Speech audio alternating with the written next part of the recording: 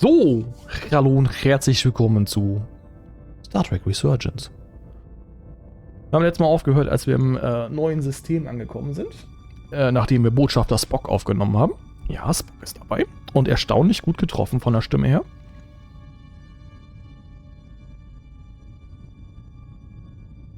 Und ich würde sagen, machen wir jetzt weiter, oder? Spielen. Navigationsprobleme. Wir haben Navigationsprobleme, würde ich behaupten.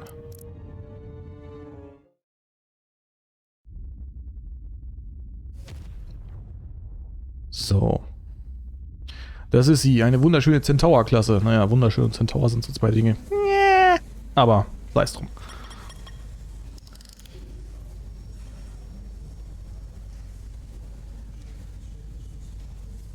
Do it, Update ist fertig. I understand you have already discussed the warp drive failure with Ambassador Spock. I have. It is imperative that the Ambassador's shuttle be flight ready. I need you both to ascertain the root cause of the system failures he encountered. I'm surprised, Commander. I thought you would have wanted to work on Ambassador Spock's shuttle yourself. I respect the Ambassador and his many accomplishments, but I do not derive any satisfaction from interacting with his shuttle as if it were somehow transubstantiated through its association with him. Especially when I have the entirety of this starship to concern myself with. I am not the chief engineer of this shuttlecraft. The ambassador asked me to take a look, and I'm ready to crack this thing open. Good. You could learn from Mr. Diaz's focus. I'll take notes. Then I will leave you to it. Make note of any abnormalities in your report. Carry on. Carry on. It seems like he's warming up to us. Yeah. Even Chobok has to look at that face and know you've earned some real respect. And I have to admit that I owe you one. You were right to make me go first. I don't know what I was thinking. Du schuldest mir gar nichts. You did the smart thing. You've pulled me out of trouble how many times? Call it even. Okay. At the very least, maybe I can track down that bottle of Saurian brandy you're still on the hook for. But first, we have work to do. Naja, so war halt die Uniform zu dem Zeitpunkt aus. All set. Let's run the diagnostic.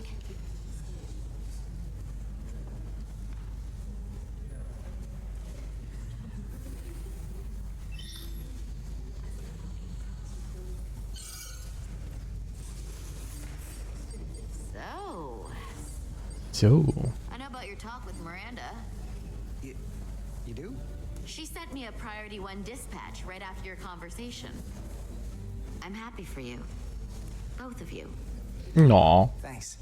But I'm only going to tell you this once. Don't screw this up. Because I would be very unhappy if you tried this out and then, I don't know, 6 weeks or 6 days later, I have to start splitting holidays between the two of you. All because things went south and you're not on speaking terms. That just isn't gonna work for me. Ah, so wird es nicht kommen. That's not gonna happen, okay? And why are you even going there? We haven't even gone on a date yet. I just want you to know where I stand. I like my friends and I like our group. I don't want to lose that. Is that thing done yet? Yeah, it's wrapping up. Let's see. The relays along the primary EPS are blown. The backup relays are all intact. An EPS overload from the warp drive could cause that. But how did the shuttle end up dead in the water? Huh. Well, maybe the ship's data recorder can tell us something. Gute Idee.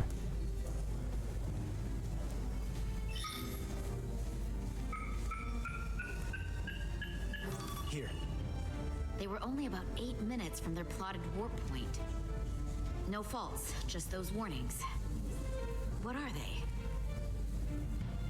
Lower Decks war auch eine geile Serie, kann man hier noch sagen. Subspace variance out of tolerance. What does that mean? It means the main navigation array lost sight of space somehow. Will the array going offline cause that? Yes, but it should have also thrown a fault code. Warp Warp field became inverted suddenly. seen this happen when the center warp coil cracks. A cracked warp coil throws a fault code. Still, we should take a look. There was a complete warp cascade failure. Wow. They're lucky the shuttle didn't turn inside out.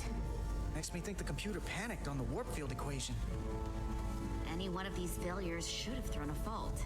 If it was caused by a system failure. None of this caused the relays to blow. Roll forward to when that happened. Yes, ma'am. So here, they take a moment to get their bearings and they attempt to re-engage the warp drive. There. That's the relays blowing.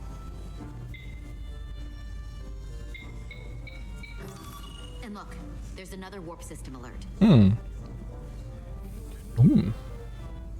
all the same.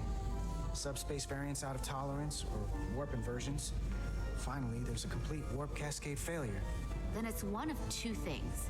Either a warp coil is cracked or the navigation array is offline. That makes sense. Divide and conquer. You want to check the warp coils or the navigation array? I'll check the other. Let's not overcomplicate this. One of these systems is likely broken. I'll check the navigation array.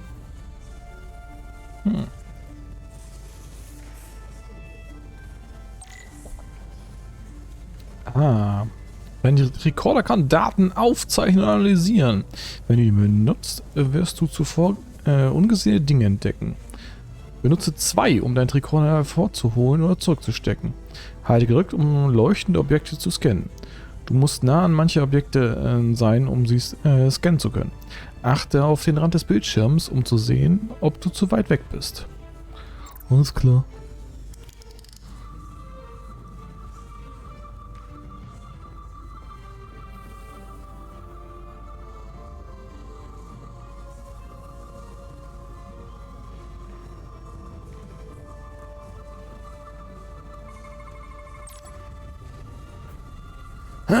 Manche Dinge des Scans aktivieren einen Tiefenscan. Benutze während des Tiefenscans Q und E, um zwischen den verschiedenen Scan-Modi hin und her zu wechseln und nach leuchtenden Objekten zu suchen. Die Modusanzeige auf dem Tricorder blinkt, wenn es ein Objekt in dem Modus zu finden gibt. Okay. Wenn du alle Objekte gescannt hast, ändert sich die Farbe des Rahmens. Halte rechte Maustaste gedrückt, um die Daten zu analysieren und den Scan abzuschließen.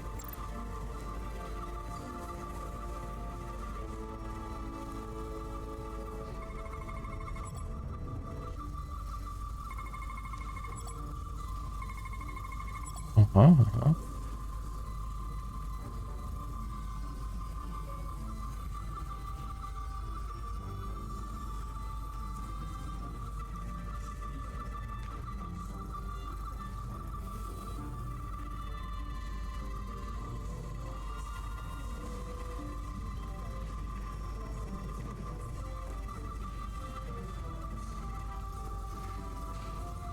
Gibt wohl nichts mehr.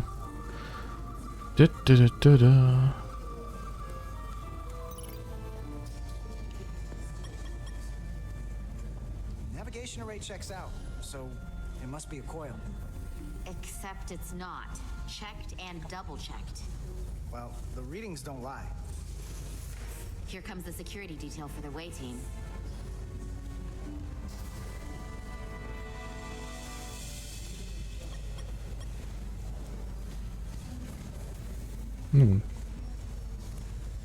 Hey.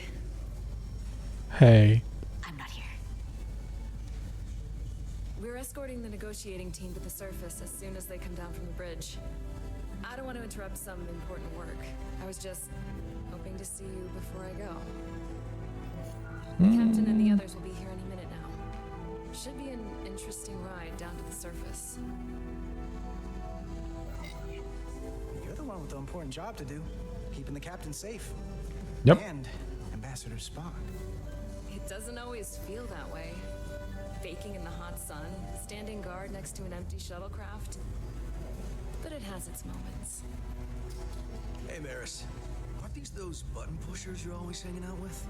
And you're the phaser jockeys we always beat in Parisi squares, right? All aboard for Hotari. That another one of the captain's railroad things? I just usually zone out by the time he gets to the whole steam engines were the warp drives of their day part. Ja, oh. Catch y'all later. You don't Zack, wanna zack. miss your train. I do have to go. Auf geht's. Not gonna lie, I'd rather not leave right now. Ach komm. More important things on my mind. Knutschi, knutschi.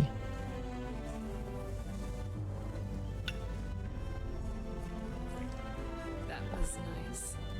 Yeah, it was. Ja, und fühlt sich trotzdem deplatziert an. Das ist das Einzige, was ich bemängeln habe.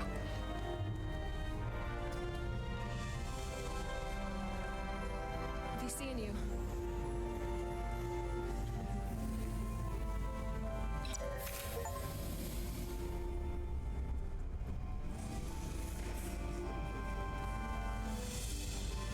It's Diaz. If you could float back down to reality, we still have a ways to go. All right, where were we? So the warp coils in the navigation array are fine, but the nav computer doesn't seem to think so. I'm out of ideas short of field stripping the shuttle from bow to stern. You wanna take this out of the shuttle and throw it on the bench? Oh, real hands-on maintenance. I like it. Okay, the nav computer is patched into the ship. The ship's computer can double-check our work. If the shuttle's nav computer is putting out false data, we'll know it. Let's run through the shuttle's logs again. Running now. Auf geht's.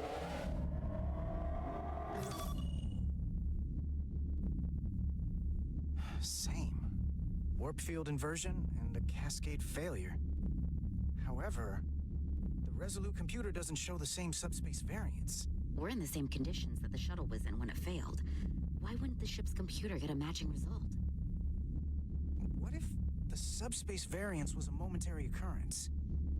That's a possibility, and it would explain why the simulation under our current sensor readings failed to reproduce the issue. But a subspace anomaly strong enough to cause a warp field collapse would leave graviton ripples for days. Let's run with the momentary subspace variance theory for now. Roll forward to the shuttle's attempt to re-engage the warp drive.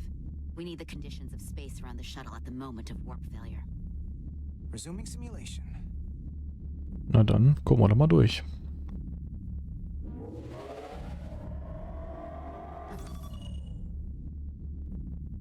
Error in warp field calculation. Cochrane formula variables are out of range. That right there. Take the shuttle sensor data from that moment. Computer, why did the warp field calculation fail? Warp field pressure returned non-orthogonal. Results are undefined. That doesn't help. Wait, what if we use a different ship? Put the Resolute into the simulation instead of the shuttle. Yeah, it should warp just fine. Unless... Computer, run the simulation with the Resolute. Resolute simulated. Computer, give me manual control on the warp power. Static field intensity, warp 1.1. 1.2. 1.3. Warp pressure is destabilizing. Error in warp field calculation. The warp drive has experienced a system-wide cascade failure. Warp field collapsed. Subspace variance is out of tolerance. Cochrane formula results are undefined. Bingo. What-o? The same moment when the shuttle failed to warp, so did the ship. Whatever happened to the shuttle just happened to us. The Resolute will not sustain warp. We can't leave Hotari space. Oh.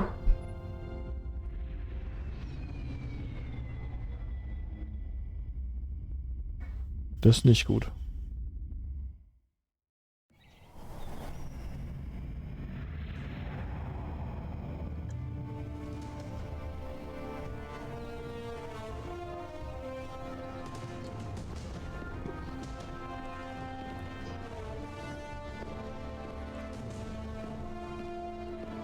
Friedensgespräche. Ach ja, da bin ich ja auch dabei. Ambassador Spock, Captain Solano, welcome Welcome to Hotari. We are honored you've come. My name is Tylos Altaris, Minister of Diplomatic Affairs. The honor is ours. And this is Commander Jara Rydick, first officer aboard the USS Resolute. You'll find she has a keen mind and unique insight into the dynamics between the Hotari and the Lydians. We are honored to be here as representatives of the Federation. I'm so glad. These must be the representatives of the mighty Federation, the reigning authority in the galaxy. Or so we've been led to believe. Whether that's true or not remains to be seen. But either way, we're grateful you've made the time to come to our little corner of the universe. And you are? This is Galvin, and this is Citron, the heroes of the revolt in the mines.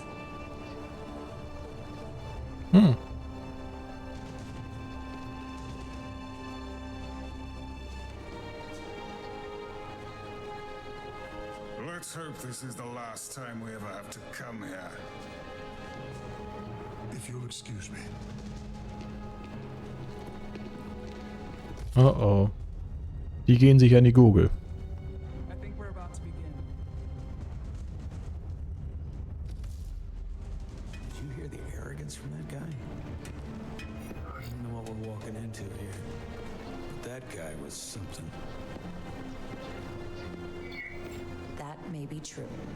But let's keep an open mind going into the negotiations. Hopefully he's just one voice amongst many.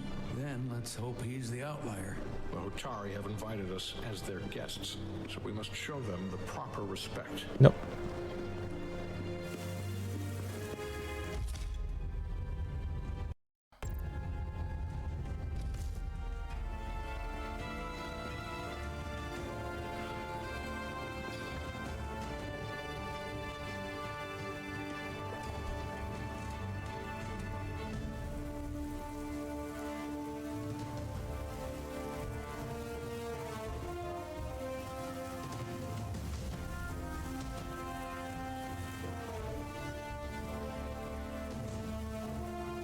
Alter Schwede.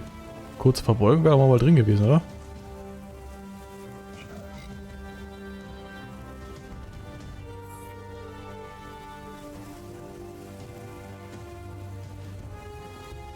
Das gefiel ihr. Ambassador Spock, welcome to Hotari Prime. The honor is mine, Your Majesty. That the Federation would send one of their most respected representatives is not only an honor to the Hotari people and their queen, but a recognition of our stature and importance. Let's get on with it, shall we? With all due respect to the Federation and their ambassador, they have no authority here. We are not members of their alliance.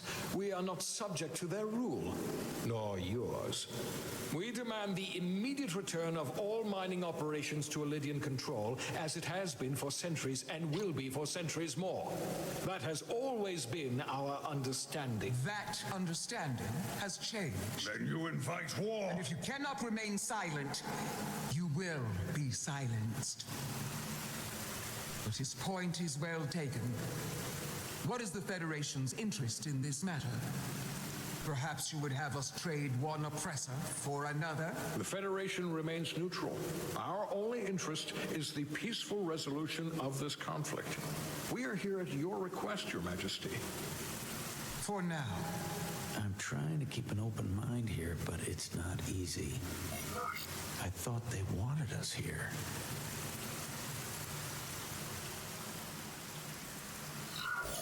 Was there something you wanted to say, Captain? Oh, no. My apologies. And what about the Kobliad? She's not She can speak for herself, can't she? Then let her.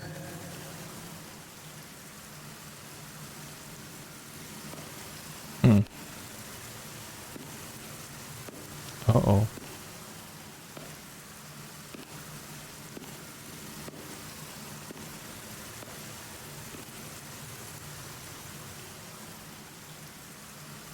Now then, what is your name?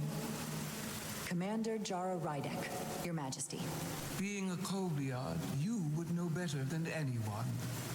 Your people suffered brutal treatment at the hands of the Cardassians. Their injustice towards the Kobliad is as unimaginable as it is unforgivable. Not unlike how we have been treated by the Alidians. As much as they'd have you believe they are the victims here, remember it was the Hotari who attacked us. Hundreds of innocent Alidians were slaughtered without mercy in those mines. The blood is on their hands, not ours. Quiet! If after all the Kobliad suffered, you finally had the chance to right that wrong, to get out from under their control, would you take it? Or would you negotiate a peace?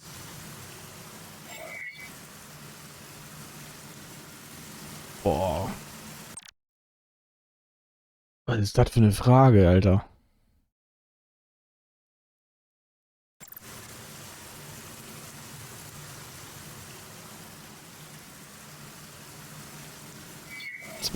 There is no remedy for what the Kobliad suffered, and I fear who we might have become in pursuit of it. There is no justice if the oppressed become the oppressor. So I would willingly accept a peaceful resolution if it were offered. That is the real opportunity.